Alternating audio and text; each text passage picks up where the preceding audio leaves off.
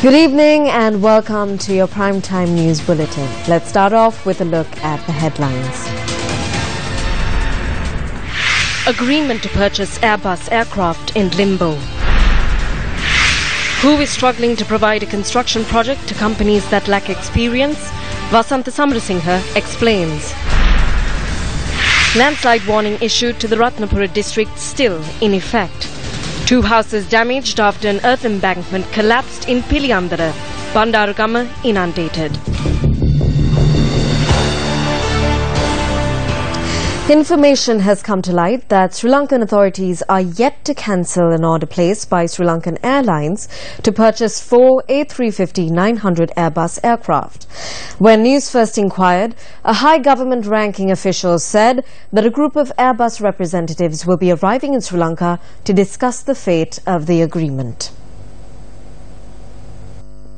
In 2013, the then government signed an agreement to purchase a total of 8 A350-900 Airbus aircraft. However, the current administration cancelled the order placed for 4 aircraft after coming into power. The government was forced to pay a sum of over $90 million as compensation for cancelling the agreement. According to reports, manufacturing of the 4 remaining aircraft, which were to be taken delivery of in 2019-2020, are set to begin shortly. The government official who shared information with Newsfirst stated the government had already made an initial payment to France-based Airbus for the 4 aircraft. He noted that Sri Lankan Airlines has already written to Airbus informing them of the decision to terminate the order, but added that it cannot be accepted as an official notification. Sri Lankan Airlines suffered a loss of 14.1 billion rupees last year and has suffered an accumulated loss of 169 billion rupees over the past 9 years. There are 4 more Airbus aircraft that needs to be bought by 2020. The government to date has not taken a decision as to whether they will purchase these or not. If we are not purchasing, what should be done as an airline and as a government is that we should go to the company that is manufacturing these aircraft, inform them that we are not purchasing it, and to negotiate on the fine that needs to be paid. These are all money of the tax-paying people. Since the government has been unable to reach a decision, a group of representatives from the Airbus company in France are coming to Sri Lanka. They shouldn't have waited till this happened. These revelations have come to light against a backdrop of reports of a possible restructuring process headed by a cabinet committee and a committee of state officials. More details tomorrow. Journalists question Minister Lakshman Kiriyalla on the 3rd phase of the Central Expressway in Kandy today. The minister was questioned at the premises of the Askiri Mahaviharaya. Minister Kiriyalla had travelled to the Askiri Viharaya to inform the chief prelate of the Askiri chapter, Most Venerable Varakagoda Sri Gnanaratana Thera, on the formation of the new constitution.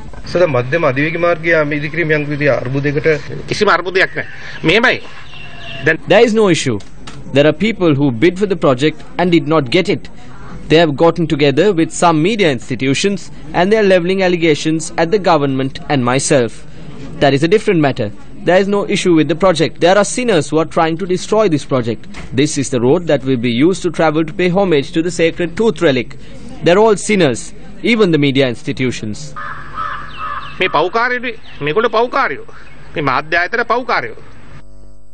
මේ මාධ්‍ය තමයි අපි ඔයගලන්ට කිව්වේ සුමාන දෙයකට ඉස්සර 2 weeks ago it was the media which spoke about the expressway scam.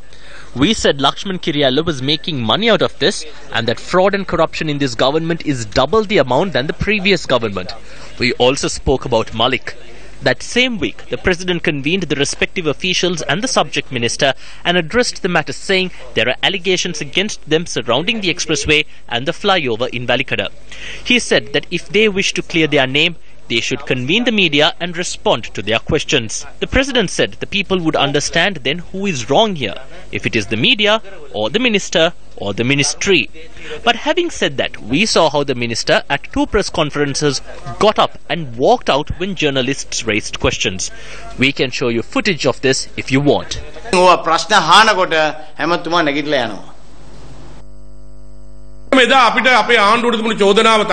One of the allegations against our government was that the Southern Expressway was a large scam. What has happened to the new expressways that are being constructed? They are taking a new route. The bank that is providing the loan has introduced the contractors, and the contractors have gotten together with the minister to prepare the estimates. The Highways Minister Kirialla, who berated at our government claiming that we were thieves, is now using this expressway to line his pockets for the next 100 years. The culprit behind the bond scam was revealed. Now the highway robber has also been revealed. We called on the authorities to punish them.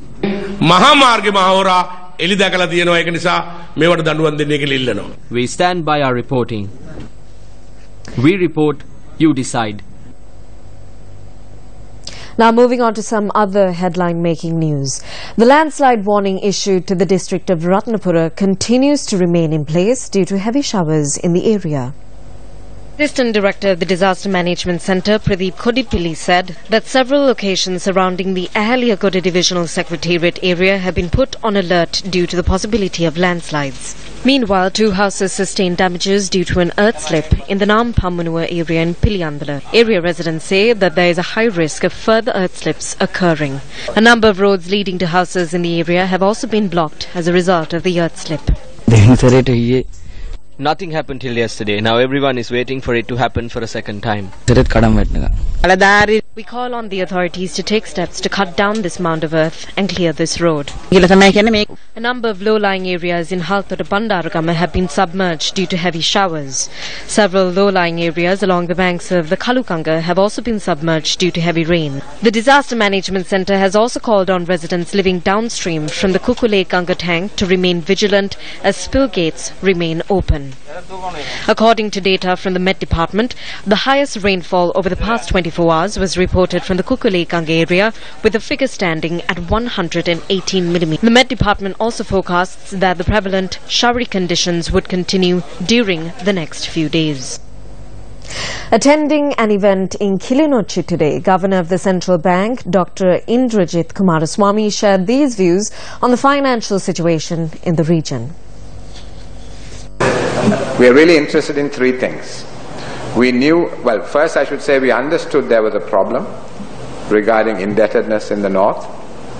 Our discussions yesterday brought home very vividly the scale of the problem and the scale of the suffering that the debt-distressed families are experiencing, particularly women-headed families. So we think we need to find solutions at 3 levels. One is, how do we reduce the debt burden? 2 is new credit. How can we structure it so that this problem is not repeated?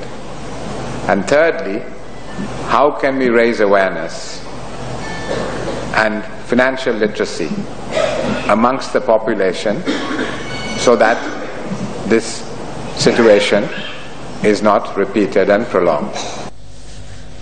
A report published by the Ceylon Chamber of Commerce notes that over 80% of local tourism industry leaders do not trust the tourism research statistics and the country's tourism earnings figures published by the Sri Lanka Tourism Development Authority. Lanka had earned $3.52 billion in foreign exchange from tourism in 2016, up from $2.98 billion according to the central bank. However, according to the survey conducted by the Ceylon Chamber of Commerce, 86% of industry leaders who took part in the survey believe that the tourist arrivals data were inaccurate, while 83% of them said that the tourism earnings figures were inaccurate. The Chamber notes that data provided by the Sri Lanka Tourism Development Authority is based on an incorrect sample departure survey. The 37 players that we did survey were very clear on this, and the fact that they are not confident about the number of the data on tourist arrivals as well as tourism earnings. Granted that 51% of them weren't aware of how this is calculated, we find that their doubts are warranted given the fact that we looked deeper into how this is calculated in itself. Major sampling errors in terms of the sample surveyed versus the actual tourists that arrived into the country. So we find that majority of the tourists that arrived to Sri Lanka were Indian or Chinese.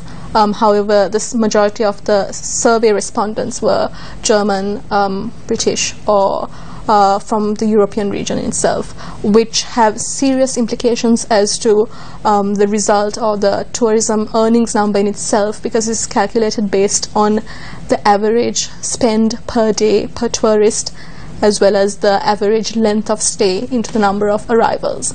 In a backdrop where Sri Lanka is heavily reliant on international financial assistance, such erroneous data could have widespread implications on the budget as well as the country's economy. We draw the attention of the Auditor General towards the findings of the report titled "Troubling Numbers: Can Sri Lanka's Tourism Sector Sustain Growth?" The 12th General Assembly of the Asian Forum of Parliamentarians on Population and Development got underway in Colombo today. The conference brings together around 90 parliamentarians and staff members from the Asia-Pacific region. Dr. Sarath Amudugama attended the event as the chief guest. Unless a country is committed to social justice for all, social equity for all, democracy for all, it is now found that that itself will be an impediment to growth. You can have growth without democracy, but that growth will not last. It is very important that the representations of the people through you finds its way into the life and population and development policies of that country. Otherwise it will not last. So in the heart of that struggle for social justice is the emphasis we place on women, on youth and on children. Stay tuned to News First as we bring you more news on the other side of this.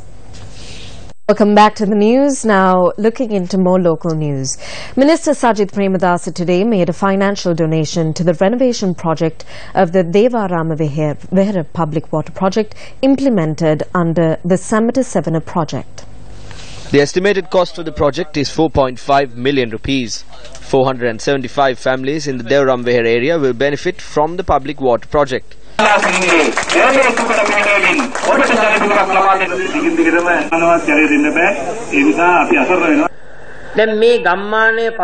A few kilometers from this village, we see the jungle. I would like to ask, was the international airport that was built clearing this jungle and pushing the animals into the villages the first requirement of the people in the area? What was needed? Was it an airport or drinking water? The first requirement was water to drink. When the people asked for water, the ruler gave an international airport. There is a secret that the people of this area are aware of. When drinking water is provided, no one can take commissions, bribes or kickbacks from the projects. Not only did they take commissions, all that was taken has been deposited in banks in Dubai. The Dubai bank is not willing to reveal who the thief is.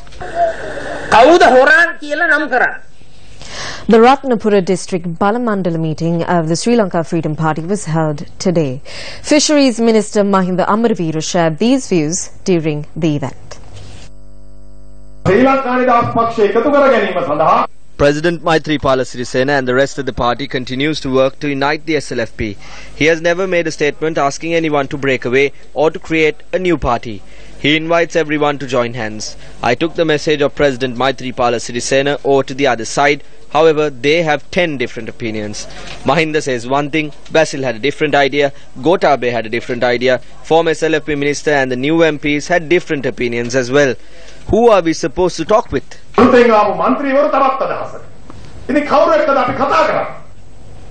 The annual general meeting of the Lak Vanitha organization in Catalonia was held today under the auspices of Field Marshal Sarath Fonseca. New officials were appointed to the organization for the next year. His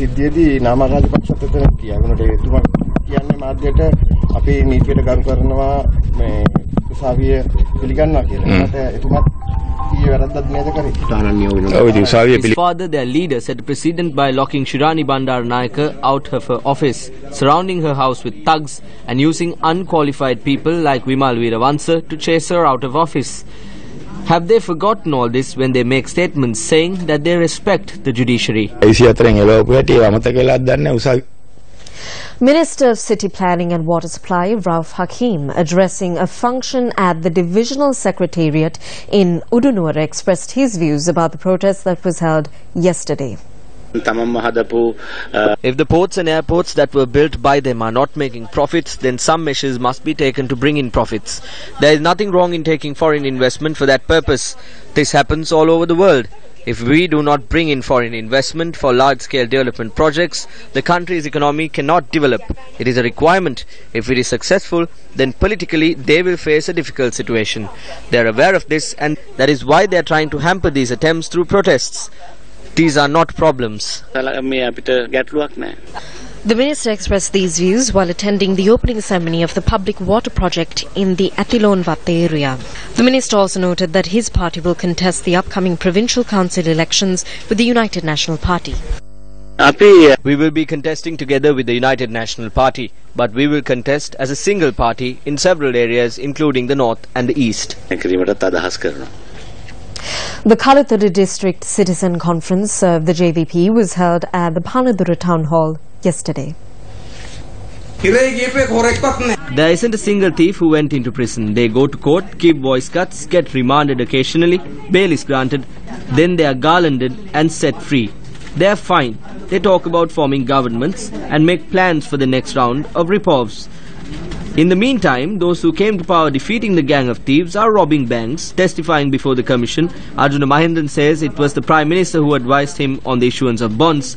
Then who is the mastermind behind the robbery? The Prime Minister.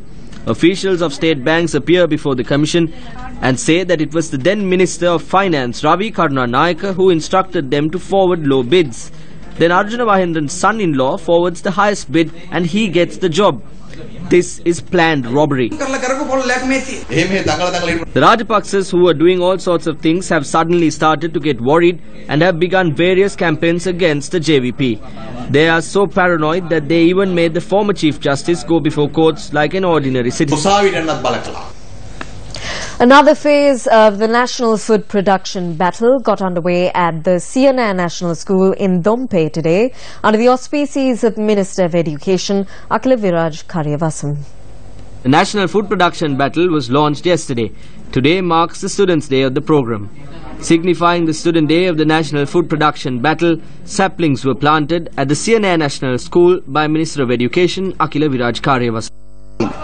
Scholarship exam has become an exam for mothers. That too has become a competitive exam. We can find an alternative for this. We are hoping to reduce the pressure by allowing a choice of about 3 schools to students. All this is done for the benefit of the children who are to take over the future. By allocating a large amount for education and by spending it in a systematic way, we will hand it over to the children who will take over the country tomorrow. Meanwhile, the WAP ceremony of the Payagala paddy field was attended by Minister of Health Dr. Rajitha Senaratne. The youth should get involved in such acts without waiting for government appointments. They generate a good income. Then you don't have to work under anyone. It will be a form of self-employment. Therefore, I would like to request the youth to try to direct your attention to this. Venerable Battaramulle Sila Ratnathera expressed these views while attending a meeting in the Sella Katarakama area today. Gods in Kataragama too have felt the increase in prices of coconuts.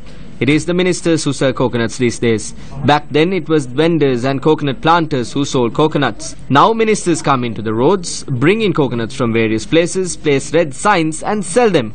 Not a single person in the parliament has any brains. All their brains needs to be cleaned from the mental health hospital in Angoda. Join us again after this short commercial break. Welcome back to the news. Up next is a look at Action TV.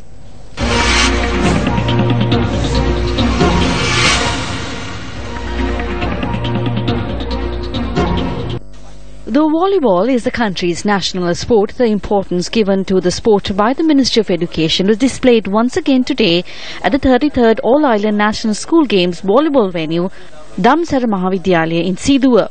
Though the games were to commence at 9 a.m. last Thursday, the reason for the postponement of the games till 1 p.m. that day was revealed by Action TV on the same night. The judges refused to arrive at the games venue due to the stress they had to undergo as a result of the ministry's failure to provide them with lodging facilities until 2 a.m. the previous night. Over 70 judges were made to lodge at this facility provided by the Ministry of Education at around 2:30 a.m. when the lodging has facilities for only 20 persons. The judges, who were undergoing difficulties for over 3 days, refused to attend a meeting called by Special Advisor to the Ministry, Sunil Jaivir, who was sent by the Ministry to look into their plight, stating that he does not have the authority to resolve their issues. However, the judges decided to continue with their duties since this afternoon, considering the inconveniences faced by the school teams who have arrived from outstation schools. Since the commencement of National School Games in 1984, the event was organized every year, providing opportunities to students to take part in the games not at provincial level but at district level. Though the games did not receive sponsorships from private sector back then, all sportsmen and women attending the games were provided with all 3 meals. At present, sportsmen and women are taken in at provincial level, and as a result, the number of participants are relatively low. Unlike in the past, the participants only receive their lunch even when the games has the backing of many private sponsors. The quality of this lunch packet managed to add a black mark to the National School Games this time around. As a person who was involved in sports, I can clearly say that the amount of rice in this packet is not enough for a young sportsman. As children who do sports, we need to have a good meal. We did not receive one. Compared to what we received from the school, what we have got from the ministry is not sufficient at all. There was only a small piece of chicken and many children refused to eat it. What have they given? Can a child who does sport eat this? However, on the 27th of this month, the subject minister boasted about the expenditure incurred by the government for this year's National School Games. This time the government will give more. We have allocated 55 million rupees to provide lunch and a bottle of water for the participants of the games.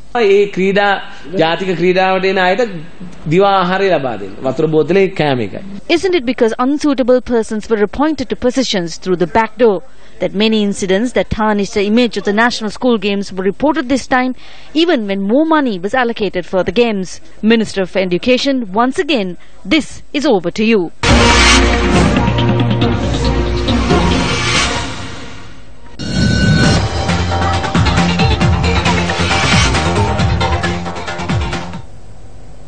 A poster titled "Beware of the Imposter" has been circulating since the Maldivian speaker spoke at the SAARC Speakers Summit held in Colombo recently.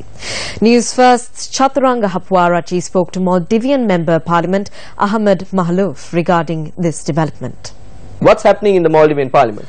Yes, Masih is not the speaker. He is an imposter, a fake speaker. You know, he's not legitimate. That was the main reason why we distributed this in the speakers conference, because we wanted to know all the other speakers from the SAARC countries as well as the other MPs who attended this conference. They changed the rules of procedure of the Parliament, requiring 42 signatures out of 85 MPs to remove the speaker. But according to the constitution, we need, I think, only 25 signatures to even file a no confidence motion against or to impeach the president. But still, they were scared. They knew that we were coming after him, and they thought that we won't be able to get 42 signatures. The majority is also 43. But with cross-party support and also from MPs, from 10 MPs from the ruling party, we managed to get the second no-confidence motion, I think in June this year, somewhere on June. And since then, our parliament is under a military siege.